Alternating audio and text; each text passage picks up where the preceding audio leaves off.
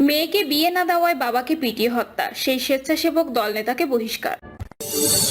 আওয়ামী লীগ নেতাকর্মীর সাথে ছবি থাকলে বিএনপির পদ বাদ দিতে হবে বলছেন শাহাদাত। জানাবো তারেক রহমানের হাতের উপর ডক্টর ইউনূসের আস্থার হাত অনেক অর্থবহ বলছেন আশিক ইসলাম। এবং সর্বশেষ জানাবো ইসরায়েলের অস্তিত্বের জন্য হুমকি ইরান বলছে নেতানিয়াহু। শুনছিলেন সংবাদ শিরোনাম, এবারে বিস্তারিত। মেয়েকে বিয়ে না দেওয়ায় বাবাকে পিটিয়ে হত্যা, সেই স্বেচ্ছাসেবক দল নেতাকে বহিষ্কার। বগুড়ায় স্কুল পড়ুয়া মেয়েকে বিয়ে দিতে রাজি না হওয়ায় শাকির আহমেদ নামে অটোরিকশা চালককে পিটিয়ে হত্যার ঘটনায় জেলা স্বেচ্ছাসেবক দলের সহ সাধারণ সম্পাদক জিতু ইসলাম সহ 17 জনের নামে মামলা হয়েছে। এছাড়া 27 জনকে অজ্ঞাত আসামি করা হয়েছে। নিহতের স্ত্রী মালেকা খাতুন রাতে সদর থানায় এ মামলা করেন পুলিশ। এর আগেই 2 সহযোগী সহ জিতুকে গ্রেপ্তার করেছে। হত্যাকাণ্ডে জড়িত থাকায় কেন্দ্রীয় স্বেচ্ছাসেবক দল জিতুকে দলের প্রাথমিক সদস্য পদ সহ সব পর্যায়ের পদ থেকে বহিষ্কার করেছে। সদর থানার ওসি হাসান বাশির জানান, গ্রেপ্তার 3 জনকে রোববার দুপুরে আদালতে হাজির করে 7 দিন করে রিমান্ড আবেদন করা হয়েছে। আওয়ামী লীগ নেতাকর্মীর সাথে ছবি থাকলে বিএনপির পদ বাদ দিতে হবে বলছেন শাহাদাত। আওয়ামী লীগ আমলে যাদের রাজপথের সংগ্রামে দেখা যায়নি কিন্তু 5ই আগস্ট ক্ষমতার পাল্লাবদলের পর হঠাৎ রাজনীতিতে সক্রিয় হয়েছেন, তারা যেন বিএনপিতে গুরুত্বপূর্ণ পদ না পায় সেই আহ্বান জানিয়েছেন দলটির নেতা ও চট্টগ্রামের মেয়র শাহাদাত হোসেন। তিনি বলেছেন, আমাদের ভারপ্রাপ্ত চেয়ারম্যান যে বার্তা দিয়েছেন 5ই আগস্টের পরে যারা বিএনপিতে সক্রিয় হয়েছেন সে ধরনের নেতাকর্মীরা যেন গুরুত্বপূর্ণ পদ না পায়। তারা মেম্বার হয়তো হতে পারবে, যারা 16টি বছর আন্দোলন সংগ্রাম করেছে তারাই যাতে মুখ্য পদগুলো পায়। তিনি বলেন, তারেক রহমানের বার্তা আমরা এই অনুষ্ঠানের মাধ্যমে পৌঁছে দিতে চাই। উনি আরেকটি কথা বলেছেন, ইতিমধ্যে যারা বিভিন্ন পদ পেয়েছেন তাদের যদি আওয়ামী লীগের নেতাকর্মীর সাথে কোনো ছবি থাকে তাদের সে পদ বাদ দিতে হবে। এ ধরনের কোনো প্রমাণ থাকলে আপনারা কেন্দ্রীয় দপ্তরে এবং এখানকার দপ্তরে তা জমা দেবেন।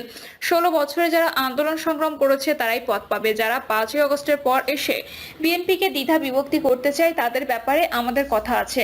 আমরা চাই ঐক্যবদ্ধ বিএনপি। শাহাদাত বলেন, গত 17 বছর বিএনপির হাজার হাজার নেতাকর্মী আন্দোলন সংগ্রাম করতে গিয়ে গুম হয়েছেন, পঙ্গুত্ব বরণ করেছেন, বিচার বহির্ভূত হত্যার শিকার হয়েছেন এবং অনেকে কারাবরণ করেছেন। অনেকে শত শত মামলার শিকার হয়ে সকাল থেকে বিকেল পর্যন্ত কোর্টের বারান্দায় ছিলেন।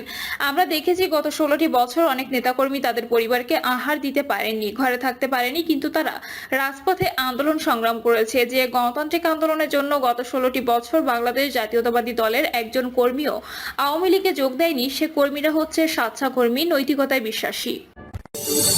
তারেক রহমানের হাতের ওপর ডক্টর ইউনূসের আস্থার হাত অনেক অর্থবহ বলছেন আশিক ইসলাম। সাবেক প্রধানমন্ত্রী বেগম খালেদা জিয়ার সহকারী প্রেস সচিব আশিক ইসলাম বলেছেন, লন্ডনে বিএনপির ভারপ্রাপ্ত চেয়ারম্যান তারেক রহমানের সঙ্গে প্রধান উপদেষ্টা প্রফেসর ডক্টর ইউনূসের মধ্যকার বৈঠকটি বাংলাদেশের রাজনৈতিক ইতিহাসের নতুন বাঁক। তারেক রহমানের হাতের উপর ডক্টর ইউনূসের আস্থার হাত অনেক অর্থবহ। আশিক ইসলাম বলেন, রাষ্ট্রনায়কের শরীরী ভাষা আত্মবিশ্বাস, কর্তৃত্ব ও আবেগিক বুদ্ধিমত্তা প্রকাশ করে যা তাদের নেতৃত্বের উপস্থিতিকে শক্তিশালী করে।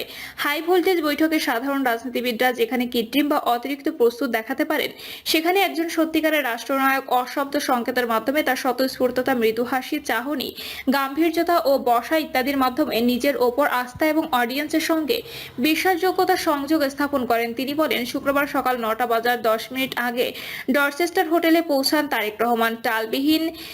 টাইবিহীন সাদা শার্টের উপর হালকা নীল রঙের স্যুট পরা তারেক রহমান গাড়ি থেকে নামতেই তাকে স্বাগত জানান প্রধান উপদেষ্টা সফর সঙ্গী জাতীয় নিরাপত্তা উপদেষ্টা খলিলুর রহমান, প্রধান উপদেষ্টার প্রেস সচিব শফিকুল আলম সহ অন্য সফর সঙ্গী ও হাই কমিশনের কর্মকর্তারা। সবার সঙ্গে করমর্দন করে হোটেলের সামনে সমবেত নেতাকর্মীদের উদ্দেশ্যে হাসি মুখে হাত নেড়ে শুভেচ্ছা জানান তিনি। এ যেন শুধুমাত্র লন্ডন প্রবাসী নেতাকর্মীর উদ্দেশ্যে নয়, দেশের কোটি কোটি বিএনপি নেতাকর্মীর উদ্দেশ্যে। এর শুভেচ্ছা যেন দেশের প্রতিটি ইতিবাচক মানুষের উদ্দেশ্যে। আত্মবিশ্বাস পদক্ষেপে হোটেলে প্রবেশ করেন তারেক রহমান। স্বাভাবিক, সংযত এবং নিয়ন্ত্রিত রিজু পদক্ষেপে এগিয়ে যান মিটিং রুমের দিকে। আগেই বৈঠক কক্ষে অপেক্ষা করেছিলেন প্রধান উপদেষ্টা ডক্টর মোহাম্মদ ইউনূস। তারেক রহমান হোটেলে প্রবেশ করতেই বৈঠক কক্ষের বাইরে এসে তারেক রহমানকে স্বাগত জানিয়ে বৈঠক কক্ষে নিয়ে যান তিনি, যা তারেক রহমানের প্রতি ডক্টর ইউনূসের স্নেহ, ভালোবাসা ও সম্মানের প্রকাশ উল্লেখ করেন তিনি। আশিক ইসলাম বলেন, দুই নেতা হাস্যোজ্জ্বল চেহারায় করমর্দন করেন। হ্যান্ডশেক করার সময় তারেক রহমানের হাতের ওপর যে অন্য হাত রেখেছেন প্রধান উপদেষ্টা, তা বিশাল অর্থ বহন করে। এভাবে হাত রাখার মানে হচ্ছে শ্রদ্ধা, ভালোবাসা, নির্ভরতা ও আস্থা। বেশ কিছু সময় তারেক রহমানের হাত মোহাম্মদ ইউনূসের দুই হাতে মুষ্টিবদ্ধ ছিল। ভালো মতো লক্ষ্য করলে স্পষ্ট, প্রথম যখন দুই নেতা হ্যান্ডশেক করেন তখন তারেক রহমানের পশ্চাৎ ছিল সোজা ও খোলা ভঙ্গিমায়, মার্জিত হাসিপূর্ণ। তিনি কাঁধ পিছনে রেখে দাঁড়িয়েছিলেন, যা তাকে আত্মবিশ্বাস এবং আন্তরিক মনে হয়েছে। যখন ডক্টর ইউনূস দুহাতে তারেক রহমানের হাত ধরেন তখন তারেক রহমানের কাঁধ হালকা ঝুঁকেছিল বিনয় ও ভদ্রতায়।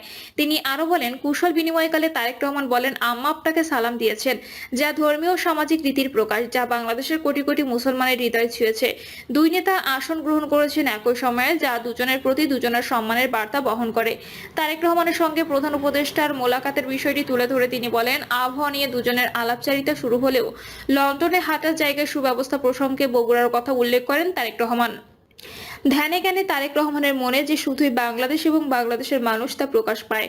সবার আগে বাংলাদেশি তারেক রহমানের প্রথম এবং শেষ বৈঠকে বসা অবস্থায় তারেক রহমানের দুহাত ছিল বিভিন্ন অবস্থায়। এর মধ্যে বেশি ছিল দুই অবস্থায়। কখনো দেখা গেছে তারেক রহমানের খোলা হাতের তালু, যা সততা ও স্বচ্ছতার ইঙ্গিত বহন করে। আবার কখনো দেখা গেছে করবন্ধন উন্মুক্ত তালু, যা সাধারণ সম্মান, সম্মতি, প্রতিশ্রুতি, একাত্মতা বা ঐক্যবদ্ধ হওয়ার প্রতীক হিসেবে ব্যবহৃত হয়। দুজনের মধ্যে সৌহার্দ্যপূর্ণ আলাপচারিতার বিষয়ে আশিক ইসলাম বলেন, কথা বলার সময় তারেক রহমানের মুখের অভিব্যক্তি ছিল শান্ত, সংযত এবং মার্জিত, উষ্ণ, হাসিপূর্ণ কিন্তু আন্তরিক নয়। ডক্টর ইউনূসের কথা শোনার ক্ষেত্রে তারেক রহমানের সক্রিয় শ্রবণের অভিব্যক্তি প্রকাশ পেয়েছে।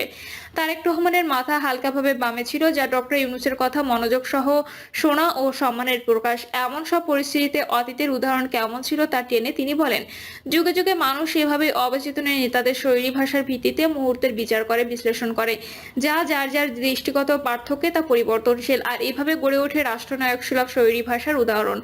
বারাক ওবামা শিথিল কিন্তু কর্তৃত্বপূর্ণ ভঙ্গি, পরিমিত হাতের ইশারা, দৃঢ় চোখে যোগাযোগ। অ্যাঞ্জেলা মার্কেল তার শান্ত স্থির ভাব এবং ত্রিভুজাকার হাতের অবস্থানের জন্য পরিচিত। নেলসন ম্যান্ডেলা হাসিও ও খোলা ইশারার মাধ্যমে উষ্ণতা ছড়াতেন, কিন্তু মর্যাদা বজায় রাখতেন। ইসরায়েলের অস্তিত্বের জন্য হুমকি ইরান, বলছে নেতানিয়াহু।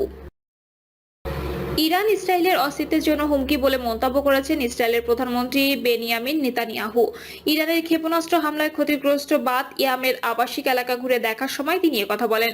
নেতানিয়াহু হুঁশিয়ার উচ্চারণ করে বলেন, ইরানের হামলায় ইসরায়েলকে বেসামরিক নাগরিকদের মৃত্যুর ঘটনায় ইরানকে চড়া মূল্য দিতে হবে।